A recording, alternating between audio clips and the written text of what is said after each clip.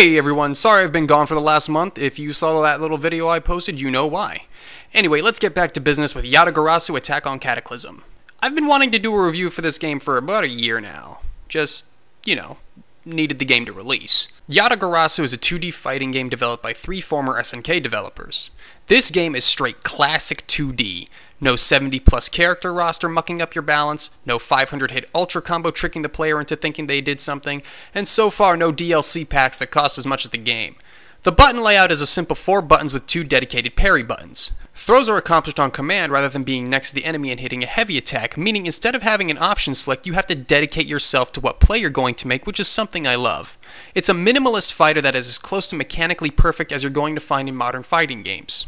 It's just a damn shame almost everything else in the game is subpar. To me, it's very clear the 3 guys making this game only knew or cared about making sure their mechanics worked, making sure the game was balanced and lacking any game-breaking glitches, you know?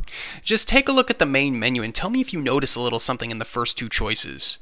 Apparently the top arcade is for your basic arcade mode and the bottom is for the game's story mode.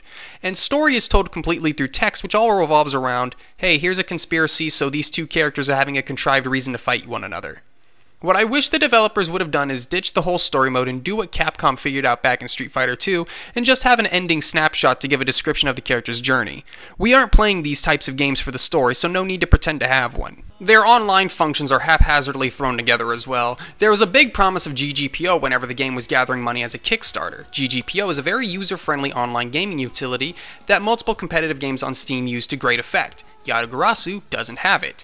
Now, that isn't that big of a deal on its own, but they took money and promised their backers there would be GGPO, and as of this video, it isn't there. What you have to do instead is forward your ports to make internet magic happen, and hopefully you'll be able to connect to 3 more rooms you otherwise weren't able to. And good luck trying to do ranked games. I was having a serious issue where the game wasn't taking me out of training mode when a player entered my lobby. It took me out of training mode for a match once, and I came to find out you have to use the O and P buttons to manipulate input delay. Now, the game never tells you any of this.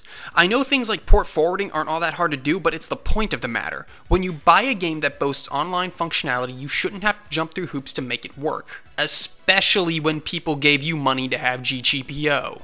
I know I've been pretty harsh on this game, but I like it and do recommend it. However, I feel like it's not going to take off anywhere.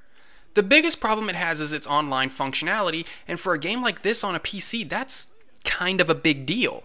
Fighting games have a hard enough time on PC as it is, and this only exacerbates the problem. It doesn't help that Mortal Kombat X and Smash 4 are big names out right now, and Street Fighter 5 is coming soon as well.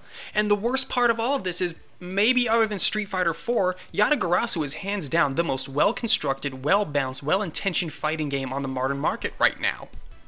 You just gotta kinda work with its online mode.